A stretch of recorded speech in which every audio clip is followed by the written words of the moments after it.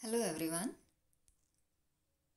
Coordination compound में जो हम टॉपिक आज डिस्कस करेंगे वो है वैलेंस बॉन्ड थ्योरी या संयोजकता बंध सिद्धांत। वीबीटी को आप प्रीवियस क्लासेस में भी पढ़ चुके हैं। वीबीटी के बेस पे कंपाउंड्स की हाइब्रिडाइजेशन फाइंड आउट करना, उनकी ज्योमेट्री फाइंड आउट करना, ये हम 11th क्लास से ही सीख लेते हैं। यहाँ पे जो हम वीबीटी को डिस्कस करने वाले हैं वो करेंगे स्पेशली कोऑर्डिनेशन कंपाउंड्स के लिए, कि वीबीटी के बेस पे हम कोऑर्डिनेशन कंपाउंड्स की हाइब्रिडाइजेशन, उनकी ज्योमेट्री या उनकी मैग्नेटिक प्रॉपर्टी कैसे फाइंड आउट कर सकते हैं। तो उनको इस कोऑर्डिनेशन कंपाउंड के लिए वीबीटी को समझने से पहले हम इसके कुछ पोस्टुलेट्स डिस्कस करेंगे। देन उसके बाद इनको हम कुछ एग्जाम्पल्स पे प्रैक्टिस करके देखेंगे। तो आप सभी जानते हैं कि वीबीटी को किसने प्रेजेंट किया था।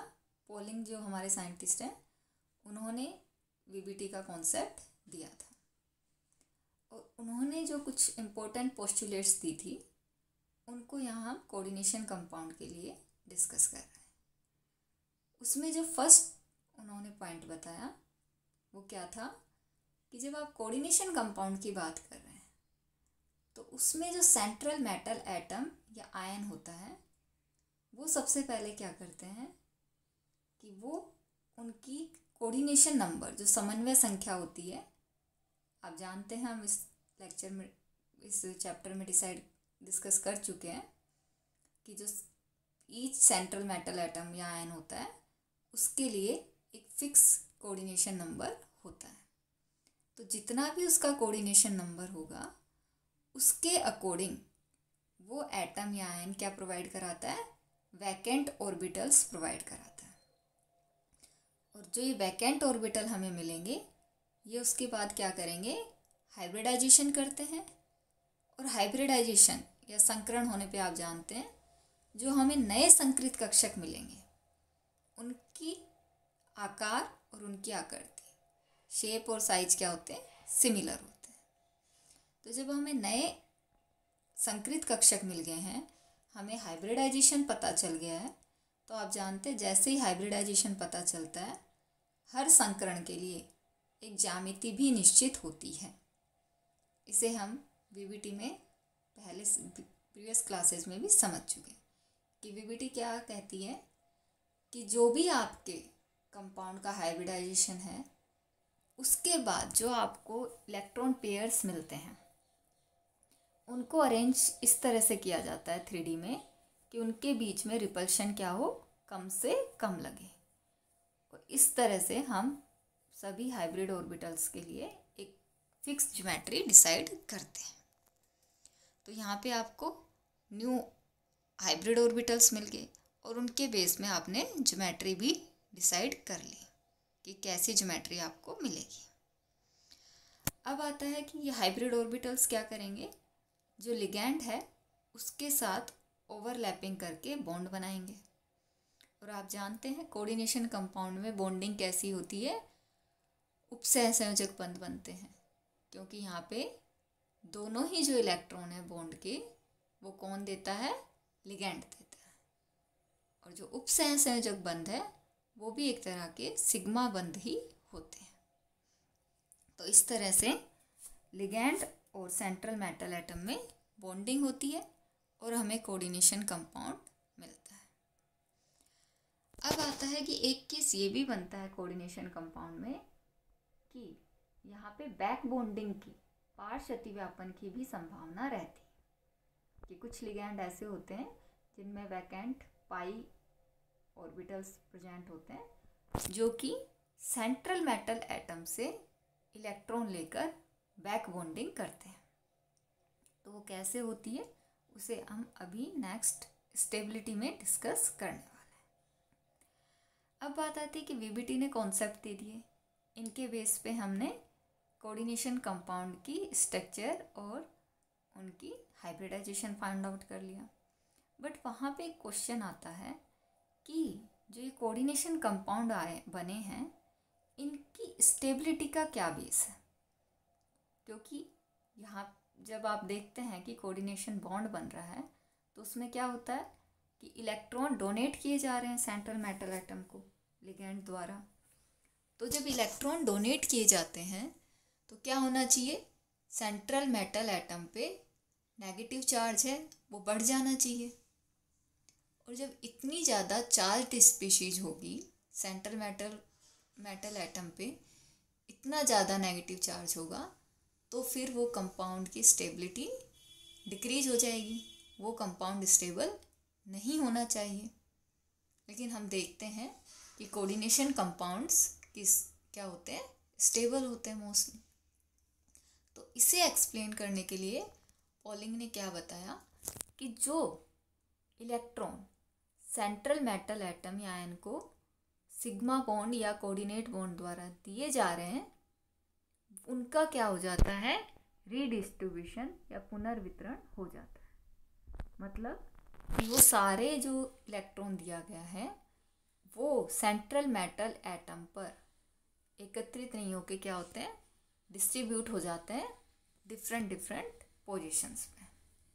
और इस तरह से जो आपका सेंट्रल मेटल एटम है उस पर मैक्सिमम +1 या -1 ही चार्ज रहता है और इस तरह से वो कंपाउंड क्या हो जाएगा, अब स्टेबल हो जाएगा। तो जब ये इलेक्ट्रॉन का रीडिस्ट्रीब्यूशन हो रहा है, इसको उन्होंने 2 तरह से समझाया। पहला है पश्चबंधन या बैक बॉन्डिंग और दूसरा है आपका विद्युत उदासीनता। तो बैक बॉन्डिंग के लिए क्या बताया गया कि जिस तरह से लिगैंड सेंट्रल मेटल एटम को इलेक्ट्रॉन देके कोऑर्डिनेट बॉन्ड बनाते हैं, उसी तरह से जो आपके सेंट्रल मेटल एटम के फील्ड ऑर्बिटल्स हैं जो कि हाइब्रिडाइजेशन में पार्ट नहीं ले रहे हैं, वो भरे हुए कक्षक केंद्रीय धातु परमाणु के जो कि संकरण में काम नहीं आए थे, वो क्या करते हैं, लिगैंड के वैकेंट ऑर्बिटल्स को, जो लिगैंड में खाली कक्षक रह गए थे, उनको इलेक्ट्रॉन डोनेट करते हैं। और इस तरह से यहाँ पे क्या होता है, पार्श्व अतिव्यापन हो जाता है। जैसे कि आप यहाँ इस डायग्राम में देख सकते हैं कि यहाँ पे आप देखिए, ये आपका लिगैंड है कार्बोनिल लिगैंड की ये भरे हुए कक्षक है जिनसे कि वो इलेक्ट्रॉन डोनेट कर रहा है किसको, सेंट्रल मेटल एटम को। और यहाँ पे जो बॉन्ड बन गया वो कैसा बन गया, आपका सिग्मा बॉन्ड। ये देखिए आप यहाँ पे, अब यहाँ पे मेटल के आपको ऑर्बिटल्स दिख रहे होंगे जो कि फील्ड है। यहाँ पे जो आपको डैश लाइन से दिखाया गया है मतलब ऑर्बिटल कैसा है, फील्ड है। और ये ऑर्बिटल्स किसमें पार्ट नहीं ले रहे, संकरण में भाग नहीं ले रहे। तो अब ये ऑर्बिटल्स क्या करते हैं, अपने इलेक्ट्रॉन डोनेट करते हैं किसको, लिगैंड के वैकेंट ऑर्बिटल्स को। तो इस कंडीशन में जो होती है उसे हम बोलते हैं बैक बॉन्डिंग। यहाँ पे कौन सा बॉन्ड बन रहा है आपका, पाई बैक बॉन्डिंग। और ये जो पाई बैक बॉन्डिंग होती है ये जनरली कार्बोनिल, नाइट्रोसिल इस तरह के ऑर्बिटल्स में लिगैंड्स में होती है जिनमें कि क्या हो, वैकेंट ऑर्बिटल्स प्रेजेंट हो। तो इस तरह से इलेक्ट्रॉन क्या हुआ, जो सेंट्रल मेटल एटम पर एकत्रित होने चाहिए थे वो वापस लिगैंड पे चले गए। तो इस तरह से रीडिस्ट्रीब्यूशन इलेक्ट्रॉन्स का हो जाता है। विद्युत उदासीनता में उन्होंने जो बताया कि अगर कोई ऐसा लिगैंड है जिसमें कि बैक बॉन्डिंग के लिए वैकेंट ऑर्बिटल प्रेजेंट नहीं है कि आप इलेक्ट्रॉन्स को वापस लिगैंड में नहीं दे सकते, लेकिन उसमें कोई मोर इलेक्ट्रोनेगेटिव एटम मतलब हाईली इलेक्ट्रोनेगेटिव एटम प्रेजेंट है, तो क्या होता है वहाँ पे जो आपके इलेक्ट्रॉन्स हैं उनका असमान वितरण होता है लिगैंड और आपके सेंट्रल मेटल एटम पे।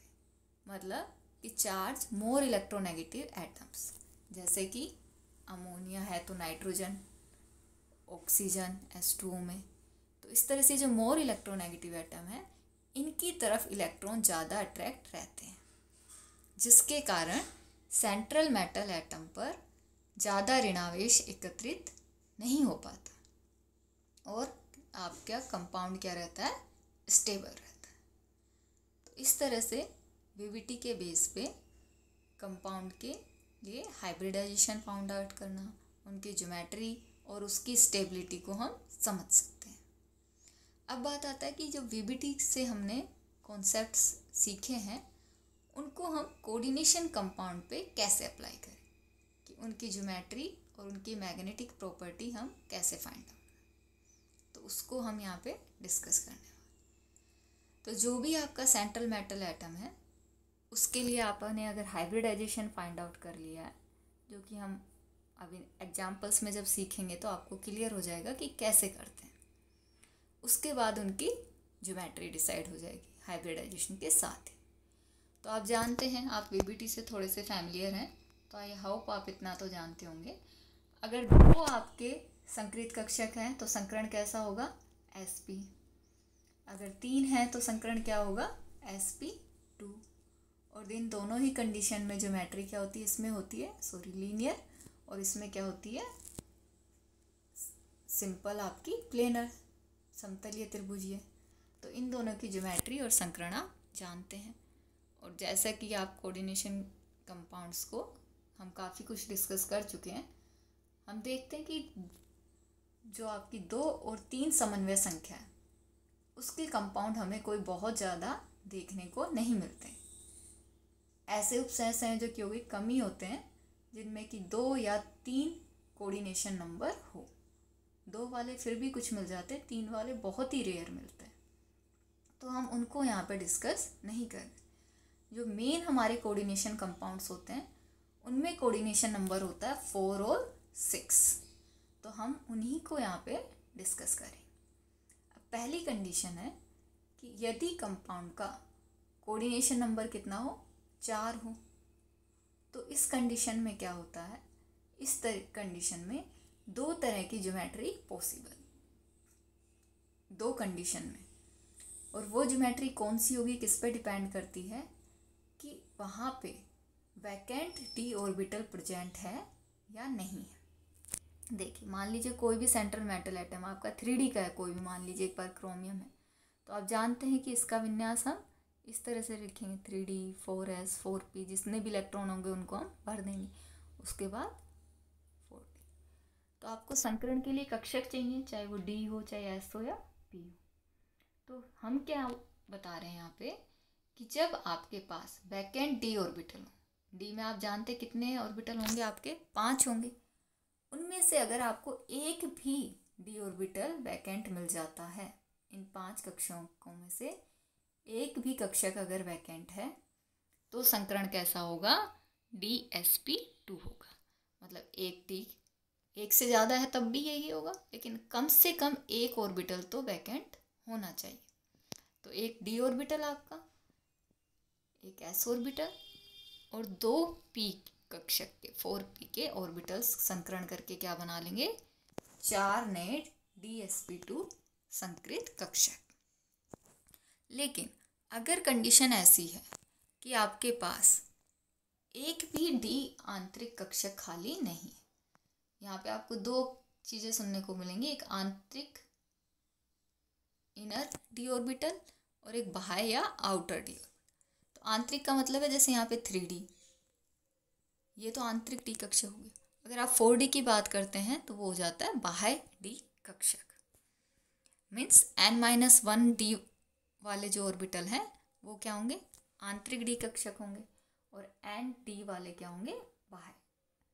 तो यदि एक भी d कक्षक आपके पास वैकेंट नहीं है, आंतरिक मतलब n-1d में से कोई भी कक्षक वैकेंट नहीं है, तो अब संकरण के लिए आपको क्या चाहिए, 4 कक्षक तो चाहिए किसी भी तरह। तो 4 कौन कौन से होंगे आपके, एक होगा आपका s और 3 होंगे अब आपके p। बाह्य d कक्षक की यहाँ आपको जरूरत नहीं है, s और p से ही आपका हाइब्रिडाइजेशन कंप्लीट हो जाएगा। बट इस कंडीशन में जो ज्योमेट्री आएगी वो कौन सी आएगी, टेट्राहेड्रल। अगर dsp2 होता तो ज्योमेट्री क्या होती, वर्गाकार समतली। तो यहाँ पे वैकेंट d ऑर्बिटल प्रेजेंट है या नहीं है, उसके बेस पे 2 तरह के संकरण संभव है और 2 ही तरह की ज्योमेट्री संभव है। तो ये है आपका कोऑर्डिनेशन नंबर 4 के लिए। इसी तरह अगर हम कोऑर्डिनेशन नंबर 6 की बात करते हैं तो वहाँ पे भी यही चीज़ देखनी है हमें कि आंतरिक डी कक्षक खाली है या नहीं है। अगर इनर डी कक्षक जो है आपका वो वैकेंट है, लेकिन यहाँ पे आपको कितने वैकेंट ऑर्बिटल्स चाहिए डी के? कम से कम 2 चाहिए। क्यों? क्योंकि आपको समन्वय संख्या 6 है, तो आपको कितने नए संकृत कक्षक चाहिए? 6 चाहिए।